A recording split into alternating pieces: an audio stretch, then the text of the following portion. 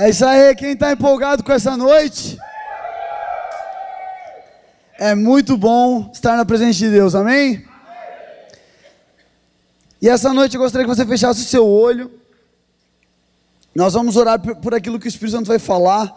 Tenho certeza que Ele já tem falado algo aos nossos corações, mas nesse momento eu creio em algo muito específico da parte de Deus, que Ele tem para transmitir a nós. Eu gostaria que você, com seus olhos fechados, abrisse as suas mãos agora no seu lugar.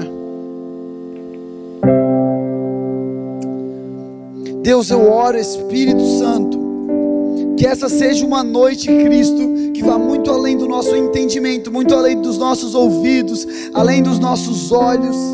Pai, que seja uma semente de fé vinda dos céus ao nosso coração, Deus. Cristo, é maravilhoso servir a um Rei eterno, a um Rei majestoso. Você tem tantos atributos, tanta coisa linda, tanta coisa maravilhosa em você, e ainda assim, sendo um majestoso, poderoso Rei, você deseja compartilhar conosco, você deseja estar conosco. Deus, que nós nunca deixemos de entender a Tua grandiosidade, que nós nunca deixemos de perceber a Tua majestade, e Pai, que a gente se mova pela fé, pelo Espírito da verdade, Deus. Essa noite, Cristo, você tem total liberdade em nossos corações, em nossa mente. Deus, nós queremos receber as palavras de vida que vêm dos céus. Pai, não é sobre nós, não é um momento sobre pessoas. É lindo porque você envolve, o Senhor coloca as pessoas, mas é um momento sobre a verdade. A verdade que é imutável, que é eterna. Deus, eu oro agora sobre os corações, que haja a sua paz neste momento. Toda ansiedade vai embora, em nome de Jesus. Em nome de Jesus nós declaramos agora, o medo vai embora, as vozes vão embora, a confusão acaba. Cristo, nós estamos na Tua presença, e que essa seja uma noite de descanso, Jesus. Pai, brota dentro de nós a fé verdadeira, e que em nós permaneça o amor, e que em nós seja vivo e vivificado a verdade, Cristo. Eu oro em nome de Jesus. Se você puder continuar com seus olhos fechados ainda. Existe uma presença e um amor de Deus soberano essa noite sobre nós. E eu quero te desafiar, você estar aberto a isso. E a gente vai ficar enquanto o teclado toca. Eu gostaria de te desafiar a ouvir a voz do Espírito. Ele deseja falar ao seu interior.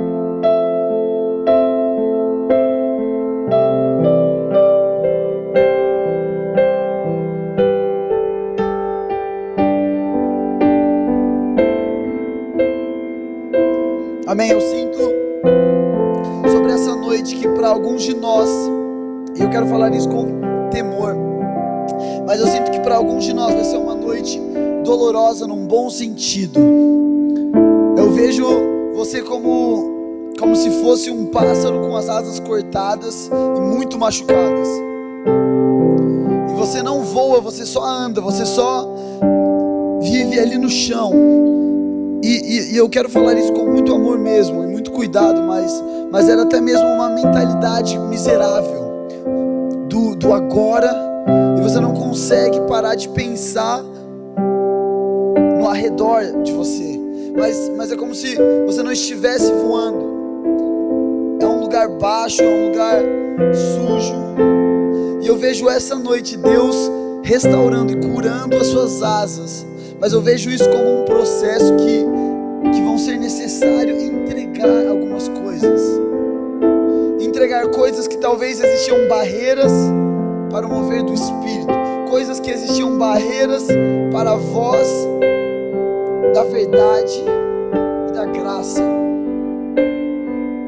E eu quero encorajar, não sei se é sobre uma pessoa só, eu sinto talvez são sobre alguns de nós, mas eu quero te encorajar. Deixe que o Espírito cure. Vai ser suave, vai ser gostoso, você não precisa forçar nada, você não precisa tentar nada, mas esteja totalmente aberto à voz do Espírito Santo. Deus, eu quero ativar sobre essas pessoas que estão no seu coração, que essa seja uma noite de libertação, Pai. Deus, da liberdade que vem dos céus, Pai, ela não é nossa, mas ela vem de Ti, nós passamos a viver nela. Deus, eu declaro, eu profetizo a vida, a água viva, a paz e a verdade, em nome de Jesus. Amém. Amém. Essa noite nós estamos entrando no nosso journal e na nossa igreja no mês sobre a fé. E nós vamos estar falando sobre a fé durante essas próximas semanas. E eu gostaria muito de falar sobre a confiança que não falha. A única coisa que é infalível, a única coisa que é imutável, a única coisa que sobreviveu séculos. Sabe, é muito gostoso quando a gente estuda o momento em que Jesus estava na terra. Nós vemos diversas crenças junto com a crença de Cristo. Só que todas essas crenças, sem ser de Jesus, elas pertenciam ao alto escalão da sociedade. Eram pessoas ricas, prósperas. Existiam a crença dos soldados romanos, que era uma crença muito forte na época. Existiam os deuses gregos, os deuses romanos. Se a gente estudar, a gente encontra isso. E de repente, um homem pobre nasce no lugar onde os animais comem, numa cidade minúscula, no meio da fazenda, por assim dizer. Ele está lá jogado, ele é perseguido, ele tem que sair da terra dele, ele vai para o Egito, ele mora numa terra que não é dele. Ele não cresce em meio aos seus costumes, porque os costumes ele praticou lá, mas ele não cresce em meio aos seus costumes em Israel. Aí ele não tem dinheiro, ele não tem fama, ele não tem glória, humanamente falando, nele mesmo. Não tem nada. De repente esse homem cresce, ele escolhe 12 pessoas que não fazem sentido andar junto. Eu vou trazer para os dias de hoje, tá? Então, se eu falar isso historicamente está errado, mas para a gente entender, ele coloca um anarquista junto com ele, que é totalmente contra o governo. Ele coloca um ladrão junto com ele, um cara que só estava ligando para roubar as pessoas. Ele coloca alguém que não faz parte do povo de onde eles estão ali, um galileu, e alguém que também rouba o ministério dele inteiro. Ele coloca 4 caras que trabalham da pesca, provavelmente não tinham muito entendimento. Ele coloca um cara que era totalmente ligado aos ritos judaicos, que era um judeu, que ele fala, você é um judeu verdadeiro. E ele coloca outras pessoas que não fazem sentido. E lá estão os 12 apóstolos aprendizes. E assim ele inicia um reino que já estava desde o início do tempo, mas ele inicia uma aliança da graça através de 12 pessoas extremamente improváveis. E aí quando nós olhamos, cara, é lindo. Eu preciso muito falar isso. Quando nós olhamos a genealogia de Cristo, eu vou falar muito por cima, tá? Vai ser rapidamente. Nós vemos Abraão, que eu vou dizer, essas palavras vão ser fortes, porque não necessariamente foi isso, mas só pra gente dar uma exagerada, né? Mas Abraão traz Sara e faz sexo com outra mulher que não é sua esposa. Por 2 vezes ele diz que Sara não é sua esposa, porque ele tem medo de que eles vão matar ela ou vão tomar ela. Aí, continuando, nós temos Isaac, que abençoou o seu filho mais novo ao invés do filho mais velho, como era parte da tradição. Aí nós temos Judá, que tem um filho com a esposa do seu filho. Então, Judá teve um filho, ele casou, aí ele morreu, aí a esposa desse primeiro casou com o segundo, morreu, aí casou com o terceiro, morreu, aí ela se finge de prostituta, ele dorme com ela e tem um filho. E esse filho está na genealogia de Jesus. Aí dentro disso nós temos Raabe, uma prostituta que não fazia parte do povo de Deus. E aí dela vem Boaz. E aí nós temos Ruth, outra pessoa que não fazia parte do povo de Deus. E aí assim vai. Aí nós temos Ezequias, um homem de Deus maravilhoso, mas que tem um filho terrível, Manassés, que regaça, quebra com tudo. E aí nós chegamos então em Jeconias, um rei amaldiçoado por Deus, que diz que a sua geração não teria mais o trono de Davi. E então nós temos José, que nós vamos falar hoje. E aí nós vemos de onde Jesus veio. Certamente ele não é filho de José, mas nós vemos que ele se coloca numa genealogia que é a de Davi regaçada, uma genealogia podre, cheia de pecados, cheia de erros, cheia de morte. E o que ele faz com isso? Onde abundou o pecado, superabundou a graça. E aí o que ele faz? Começa então um judeu louco, pobre, numa cidade pequena, com 12 caras muito estranhos, começa a realizar sinais. Resumindo, ele está fazendo tudo, chega lá e ele morre na cruz. E se nós olharmos um pouco mais a fundo, a morte de cruz, normalmente, ela durava no mínimo uns 2 dias, mas normalmente ela durava uns 5. Se nós olharmos historicamente, a revolta dos espartanos, esqueci o nome, como que é? Espartacus, isso. A revolta de Espartacus, dos prisioneiros romanos, eles foram todos crucificados nas estradas romanas, e eles ficaram ali durante uns 5 dias, e todo mundo que passava, eles gritavam, eles ficavam pedindo, não aguento mais, eles praguejavam, faziam de tudo. Então nós vemos que Jesus foi igualado em sua morte aos piores dos piores. Foi uma morte horrível. E aí o que acontece? Homens sábios se juntam e eles falam: precisamos destruir isso aí, esse evangelho, esse Cristo, porque vai arregaçar tudo. E aí um dos homens vira e fala: olha, você não lembra vou inventar um nome aqui, do Gelobão, que começou uma revolta, mas juntou 400 caras, mas acabou? E do Marcão, que começou outra revolta e depois de um mês acabou? E ele cita alguns caras e fala: tudo acabou. Ele falou assim: se isso for algo de homens, vai acabar igual. Então relaxa, vamos deixar o tempo mostrar o que é verdadeiro.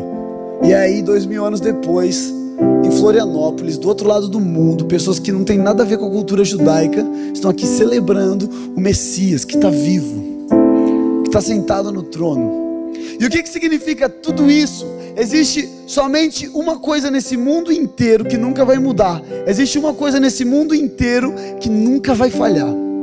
Não é uma religião, não é a igreja, não são pastores, não são homens e mulheres, não são heróis da fé, não é um livro do Harry Potter, não é filme, não é o cinema, não é a arte, não é a fita cassete, não é o VHS, não é o cinema, não é o iPhone. Mas a única coisa que perseverou durante todos esses anos, que nunca falhou, que nunca decepcionou, que nunca errou, é o verdadeiro amor, que é Jesus. Essa é a esperança que não falha. Agora, sabe de uma coisa? Quando a gente é criança, e desculpa, talvez isso soe um pouco forte, mas é para todos nós, mas quando nós somos criança e nós não entendemos o que é bom e o que não é bom, nós achamos que pelo nosso ímpeto infantil nós vamos entender o que é bom. E aí é muito engraçado, tem a minha sobrinha em casa, e lá na casa dos meus pais, tem uma sacada, e ela ama ir lá na sacada, e ela ama se pendurar para olhar para baixo, mas ela não entende que a cabeça dela vai pesar, e ela pode cair, ela pode se ferir. Então o que a mãe dela faz? Fecha a janela e fala: você não pode ir na sacada sozinha. E é lindo ver, porque esses dias a gente estava lá, ela foi, na hora que ela me viu, ela estava entrando na sacada, na hora que eu falei Alice, ela já voltou e começou a fazer outra coisa, não tô ali, porque ela entendeu que aquele não da mãe dela, talvez ela não sabe o porquê ainda, mas é uma proteção, está guardando ela de não ser morta.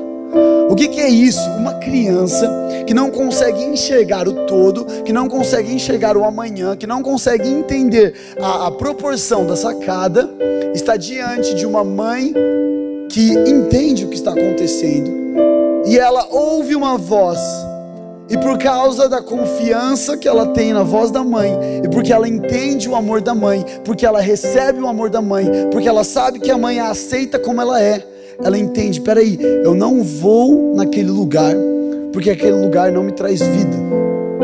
E eu quero ler Mateus 1, eu viajei um pouco aqui, mas eu quero ler Mateus capítulo 1, a gente vai ler o início de tudo isso que a gente está falando, que é o nosso Messias. É que, gente, para mim é impossível falar de Jesus, ou sei lá, falar de Deus, e não ficar maravilhado com tudo que Deus é.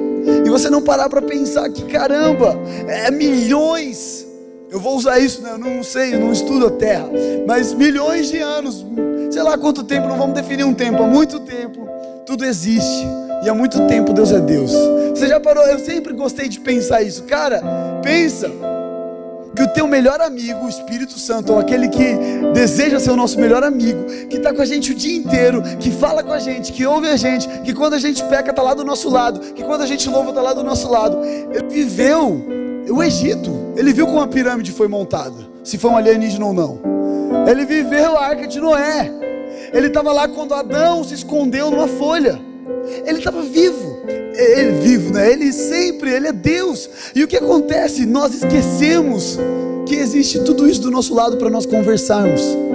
E a gente ser acrescentado a ponto de coisas que eram extremamente valorosas se tornarem esterco. E aí não tem mais valor algum. E gente, eu amo falar sobre isso, porque eu acho que o testemunho é algo vivo e que traz vida. Mas eu sempre comento sobre isso, mas durante 10 anos da minha vida, ou 9, eu não sei a conta exata, eu fui viciado em masturbação e pornografia, e eu não deixava. Eu estava na casa de Deus, e eu servia o Senhor, eu tocava no louvor, e eu era líder de célula, e eu pregava, falava as coisas, e Deus fluía, porque a graça e a bondade dele é maior do que tudo. Mas eu não deixava o meu pecado. Meu pecado, eu considerava ele meu. Eu amava pecar, mais do que eu amava Deus. Eu amava me satisfazer. Mas no momento em que eu fui apresentado a Jesus e que eu conhecia Cristo, foi impossível não deixar o pecado. E ele tenta, ele me tentou, ele tenta, ele vem, ele fala. Só que quando você conhece a Deus, você pensa, cara, tipo, não faz sentido eu ir para você. Você acha que eu vou abrir mão de comer, sei lá, Kit Kat por causa de um diamante negro? Talvez para você valha, mas para mim não. Você acha que eu vou abrir mão da nega maluca da minha sogra, que meu pai amado, meu Deus, que nega maluca, por causa de um bolo de banana? Não, daí talvez, né? Porque agora é saudável. Mas dá para entender. E aí, o que Paulo fala faz todo sentido. O pecado tinha valor para mim, porque se não tivesse, eu não teria guardado por tanto tempo. A masturbação tinha muito valor para mim. Só que no momento em que Cristo me revela quem Ele é, se tornou esterco. Sabe, quando nós permanecemos em Cristo, permanecemos com pecado ou sem pecado, masturbando ou não, quando eu permaneço em Cristo, vai chegar um momento que é impossível eu continuar lá. Então não é tipo, não vou mais me masturbar, isso aí. Foi mal falar isso tão assim. É que é assim, né? Tipo, o pecado é normal. Não é normal, mas dá para entender. Mas quando eu não tento mais tipo, mas eu vivo, eu tenho um relacionamento, eu conheço, eu paro de desejar aquelas coisas. Sabe, quando eu comecei o meu relacionamento com a Rafa, tinha muitas coisas que eu fazia que ela não gostava, mas isso não fez com que ela parasse de querer namorar comigo. E de repente, no nosso relacionamento, eu parei de fazer algumas coisas que ela não gostava e vice-versa. E isso é permanecer em Cristo. O fruto, ele vai aparecer no momento que Deus quiser, amém? Não sei porque eu estou falando isso, mas vamos lá, versículo 18, a gente vai ler do 18 ao 25, e é maravilhoso o que acontece aqui nesse momento. Eu vou ler aqui na Almeida, tá? Mas pode acompanhar ali. Ora, o nascimento de Jesus Cristo foi assim: estando Maria, sua mãe, desposada com José, sem que tivessem antes coabitado, achou-se grávida pelo Espírito Santo. O que ele quis dizer? Antes de Maria ter sua noite com José, ela estava grávida pelo Espírito Santo. Mas José, seu esposo, presta atenção, sendo justo e não a querendo infamar, resolveu deixá-la secretamente. Então ela fala: José, estou grávida do Espírito Santo. E a palavra diz que por José ser justo, ele falou: tudo bem, eu não vou fazer alarde, mas a gente não vai mais casar. Você está grávida do Espírito Santo. Você não está grávida do Espírito Santo. Você está grávida, você me traiu. Só que eu não quero que você seja apedrejada, eu não quero que você seja morta. Então, eu sou justo e eu vou te deixar secretamente. Agora, versículo 20. Enquanto ainda pensava nessas coisas, eis que lhe apareceu em sonho um anjo do Senhor, dizendo: José, filho de Davi, não tenha medo de receber Maria como a tua esposa, porque o que nela foi gerado é do Espírito Santo. Ela dará à luz a um filho e lhe porás o nome de Jesus, porque ele salvará o seu povo dos pecados deles. Ora, tudo isso aconteceu para que se cumprisse o que fora dito pelo Senhor por intermédio do profeta: eis que a virgem conceberá e dará à luz um filho, e ele será chamado pelo nome de Emanuel, que quer dizer Deus conosco. 24. Despertado José do sono, fez como lhe ordenara o anjo do Senhor e recebeu sua mulher. Contudo, não a conheceu no sentido sexual, enquanto ela não deu à luz a um filho, a quem pôs o nome de Jesus. Cara, olha que lindo. É maravilhosa essa passagem. Sabe por que José por causa da sua justiça humana, por causa daquilo que ele considerava justo, no momento em que foi apresentado uma revelação do Espírito, ele disse: isso não é bom, isso não é verdade, e ele rejeitou aquilo que Deus estava dando a ele.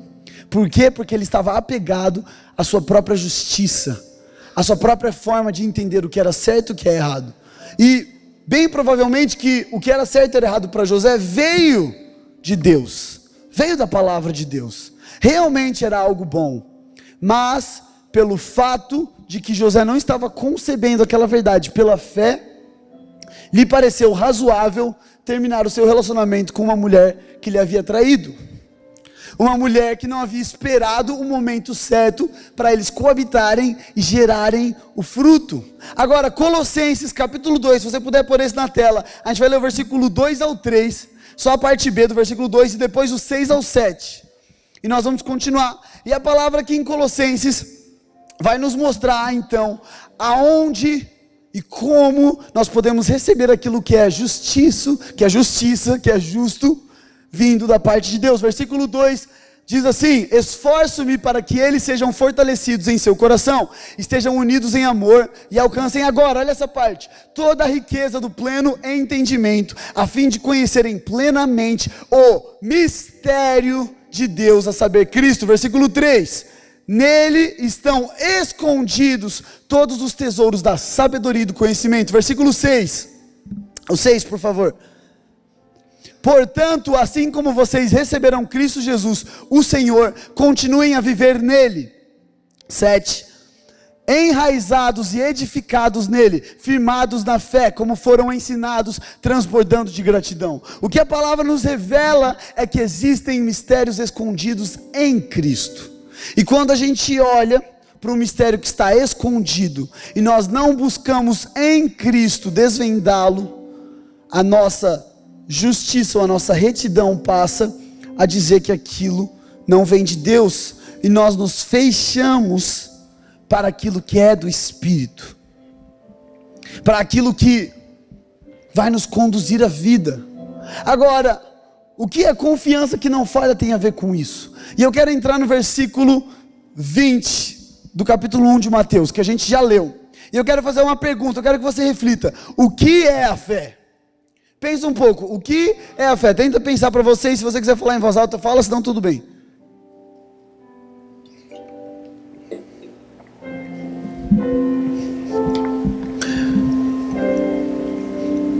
Pensou? Deu para refletir um pouco? Eu creio que a fé possui várias facetas. A palavra de Deus, Hebreus 11, diz que a fé é a certeza das coisas que não se veem. Ela é uma certeza que não é comprovada pelos seus sentidos naturais. E muitas vezes eles englobam seus sentimentos, seus olhos, seus ouvidos.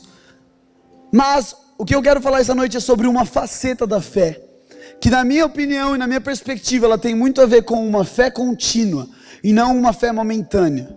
Existem momentos de fé que são horas de fé, que são orações de fé, mas existe uma fé que ela conduz, que ela permanece. E a fé, e a faceta de fé que eu quero falar essa noite é sobre a fé que é a confiança. Agora pensa comigo, se tivesse aqui no palco uma cadeira podre, de madeira podre, bem ruim, e eu falasse para alguém: vem correndo e pula, que essa cadeira vai te sustentar. Bem provavelmente que ninguém teria o desejo de fazer isso, porque os seus olhos te falam: se você pular nessa cadeira, ela vai quebrar, ela não vai te aguentar. Porque você conheceu a cadeira e você percebeu: caramba, essa cadeira não rola. Só que se eu trouxesse uma cadeira com um fundamento de metal, sei lá, toda ali estruturada, eu falasse: alguém vem correndo e pula na cadeira, seria tranquilo para pular, porque eu vejo e eu percebo: peraí, essa cadeira vai me guardar. Então eu tenho fé de que eu posso confiar na cadeira. Então, como nós vamos descobrir a faceta da fé de confiança? Através do conhecimento. E a gente não conhece. A palavra de Deus é um canal de conhecimento, o louvor é um canal de conhecimento, as pregações são um canal de conhecimento, mas nós conhecemos nos relacionando com uma pessoa viva, linda.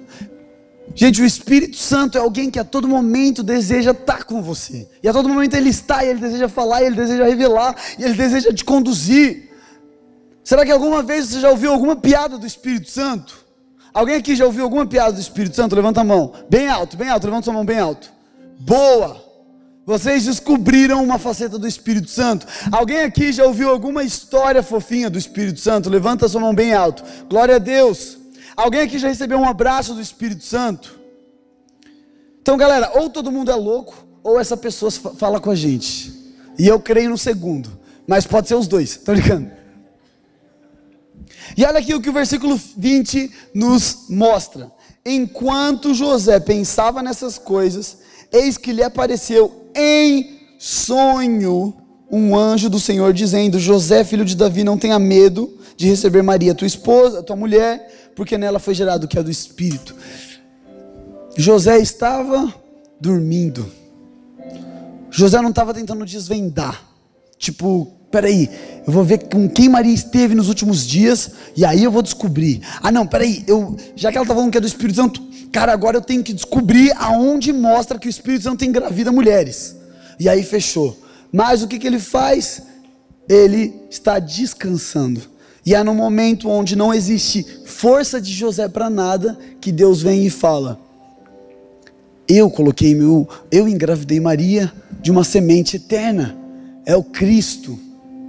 E gente, o que a fé na faceta da confiança nos leva a entender? Que quando nós conhecemos a Deus, nós conseguimos descansar mesmo quando não entendemos.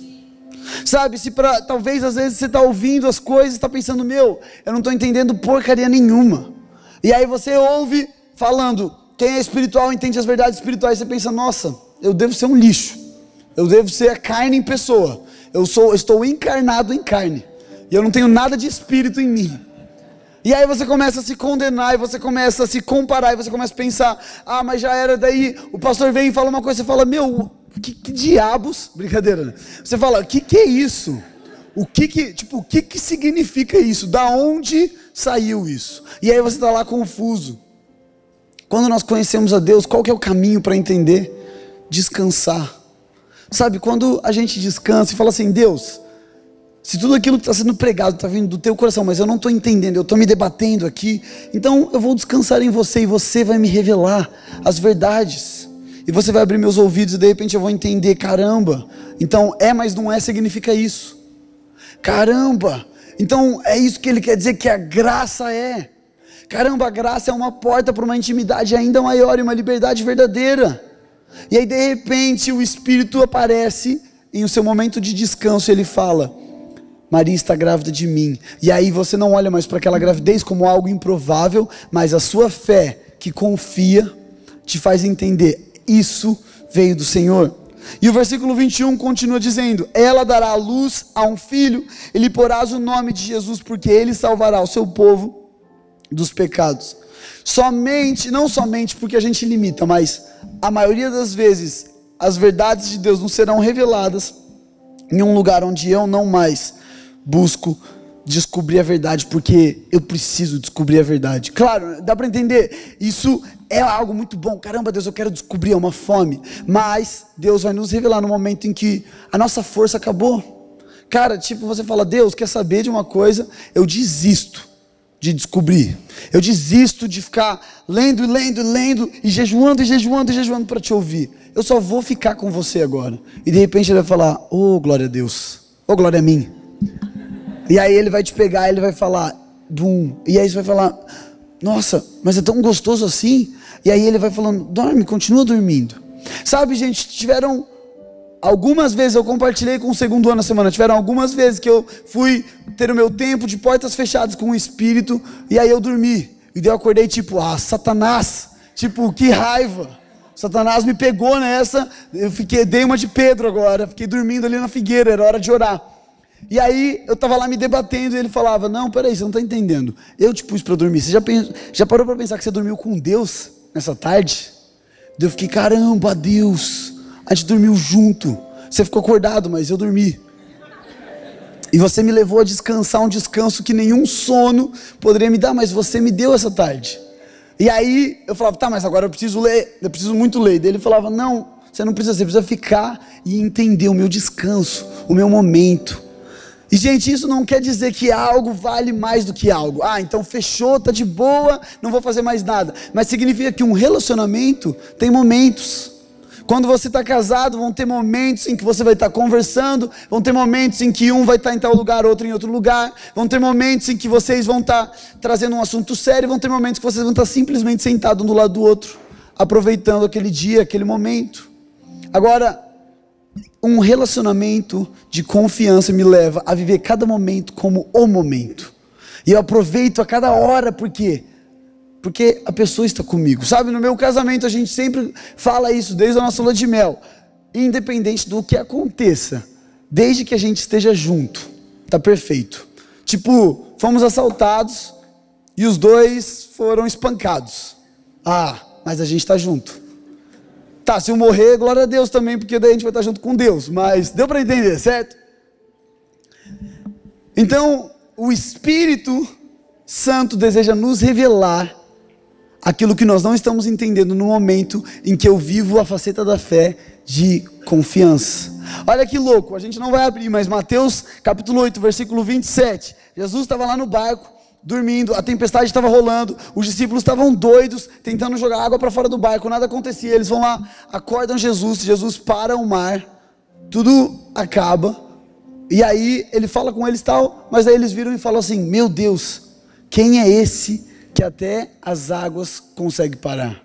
O que significa isso? Eles não tinham conhecido Jesus a ponto de confiar que Ele estava junto com eles, a ponto de pensar: não preciso fazer nada nesse momento de tempestade. Sabe, vão ter momentos da nossa vida em que a nossa alma vai estar tão atribulada, vão ser tantos pensamentos, tanto sentimento, tanta coisa trazendo confusão, que a gente somente tem que, igual no barco, falar: se Jesus está de boa, eu estou de boa. E entender que Ele é soberano sobre tudo. Sabe, foi Deus que te deu a tua alma, foi Deus que te deu os teus sentimentos, porque Ele não poderia resolver o que você está pensando e sentindo. Ele pode.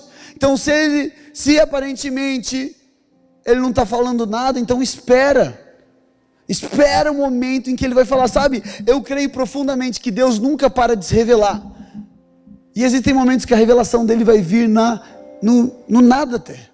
Você vai ficar tipo: tá, mas espera aí, o que você está falando, Deus? Será que eu parei de te ouvir? Será que meu ouvido falhou? Será que eu não tenho mais fé como eu tinha? E é um lugar de descanso, espera, e a revelação dos céus virá. E Deus vai nos mostrar aquilo que está no coração dele. E aí o versículo 24 e 25 diz: despertado José do sono, fez como lhe ordenara o anjo do Senhor e recebeu a sua mulher. Contudo não a conheceu, não deitou com ela, enquanto não deu à luz a um filho, a quem pôs o nome de Jesus. O que significa isso? Depois de um lugar de descanso, depois de Cristo, Deus ter lhe revelado, não ele ter ido até Deus no sentido de eu vou construir tudo com o que eu posso para descobrir, mas ter tido fome e desejo, Deus ter revelado. Ele desperta do sono, ele sai daquele lugar de descanso e ele age naquela fé. Talvez ele ainda não tinha 100%, tá muito estranho ainda, mas o anjo me revelou, então eu vou caminhar nisso. Sabe, talvez as coisas que Deus está falando no seu coração, você vai falar: mas é tão, meu Deus, é tão completo, será que é isso? Mas dá medo. Mas espera aí, Deus falou, então eu vou. Caramba, a palavra veio de Deus, então eu vou confiar e eu vou receber Maria, e eu vou receber aquilo que o Espírito Santo está me revelando. E a gente não vai ler, mas o Salmo 91 é o salmo que Davi escreve, e na minha opinião, esse é um salmo fortemente que nós vemos Davi descrevendo essa fé. Sabe por que Davi relata várias coisas? Vai voar flecha de noite, vai voar flecha de dia, vai ter peste de noite, vai cair tudo, vai ter guerra, 1000 cai, 10.000 cai. Mas, para mim, o núcleo de tudo aquilo que ele está falando é: eu conheço meu Deus, e se algo acontecer comigo, que glória que aconteceu, porque eu conheço meu Deus. Sabe, eu creio que a bondade de Deus está quando nós entendemos que em tudo Ele é bom, a todo momento Ele é bom. Tá, mas eu bati o carro. Então, descubra a faceta da bondade que Ele está te mostrando ali. Se Deus coopera em todas as coisas para o bem daqueles que o amam, quando você bater o seu carro, quando algum familiar seu morrer, quando alguma coisa muito trágica acontecer e tiver extrema dor, e estiver extremamente, confuso, mas como Deus deixou isso acontecer? Peraí, se está acontecendo isso, existe bondade a ser revelada, mas como eu vou receber ela?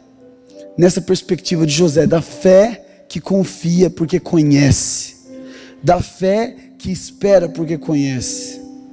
E isso, ela representa muito além do que nós sentimos, ouvimos ou pensamos, mas é um lugar nele, de conhecê-lo é o suficiente. Conhecer a Deus se torna suficiente. Sabe, se ele vai dar ou não vai dar, estou nem aí. Se vai acontecer o que eu pedi ou não, não é sobre isso. Eu vou pedir porque eu sei que ele é fiel e ele vai fazer. Mas meu Deus, mas não aconteceu, eu pedi, Deus não é mais fiel. Não, ele é fiel. E é bom, isso é suficiente. E neste lugar, onde eu estou com ele, ele tem desejado me dar ele mesmo. Isso é mais que suficiente. É mais do que eu preciso. Eu não preciso receber o que eu pedi. Eu pedi, porque eu sou um filho. Porque eu vivo como filho, eu sei como um bom pai, ele deseja me dar. Mas se ele não me deu, ele se dá a mim. E isso é mais do que qualquer pedido que eu posso fazer. O fato de Deus que criou o universo, pensa, eu sei que não foi assim, mas pensa o dedo dele desenhando tudo. Pensa ele criando a árvore, a fruta, as estrelas. Pensa ele criando a gravidade. Pensa ele criando criaturas marítimas que a gente às vezes nem conhece de tão fundo. Pensa ele criando as galáxias, os planetas. Pensa ele criando o sol. Pensa ele botando as coisas necessárias lá que eu não sei para que a Terra gravite, fique na gravidade certinho. Pensa ele criando uma grama baixinha, criando a caatinga, criando a floresta atlântica, criando tudo. E ainda assim indo para ficar com você todo dia e te falar um pouquinho dele. O que pode ser maior que o Criador dos céus e da terra se revelar a nós? Nada, nada nunca vai ser maior que isso. E quando eu tenho essa fé e eu caminho nessa confiança, então todo o resto se torna esterco. Tudo o resto perde valor. E aí eu passo a viver fascinado por ele. E como reação, as coisas acontecem. Amém? Se você pudesse colocar de pé nesse momento.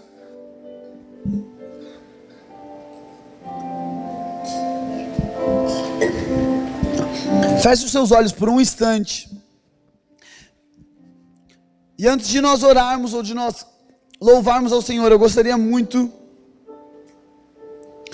de poder falar algumas coisas de Deus essa noite para nós.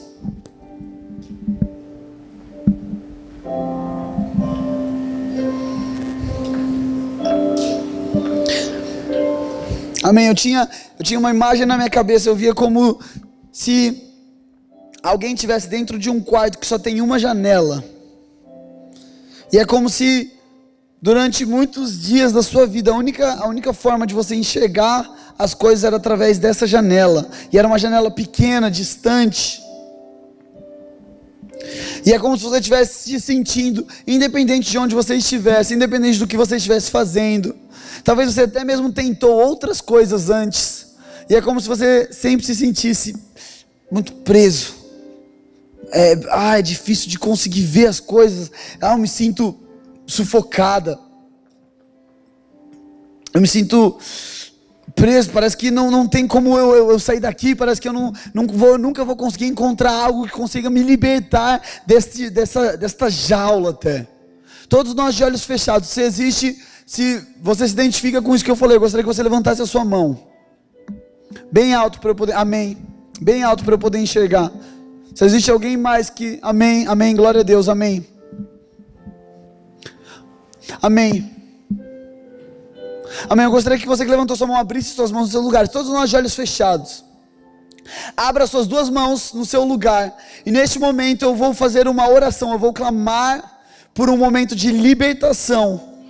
E eu gostaria de, no final, se possível, você me procurasse para a gente orar juntos. Pai, eu oro neste momento, as correntes da escravidão da mente caindo em nome de Jesus.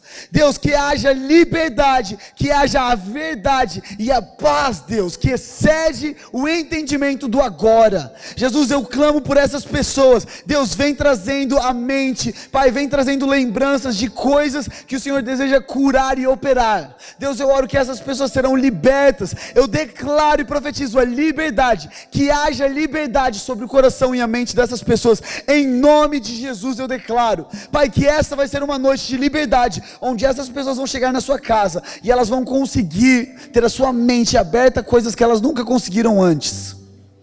Pai, eu oro por salvação, eu oro por transformação dos pensamentos, da mente. Deus, eu oro um coração sendo curado e sarado de todas as feridas de amargura. Deus, eu sinto talvez sobre alguns até mesmo a depressão, até mesmo a morte, e eu oro agora pela cura disso. Vem sarando, Deus. Traz, Deus, Pai, tira a ferida, Deus, que haja limpeza, que haja transformação, em nome de Jesus. Amém. Continua com seus olhos fechados ainda.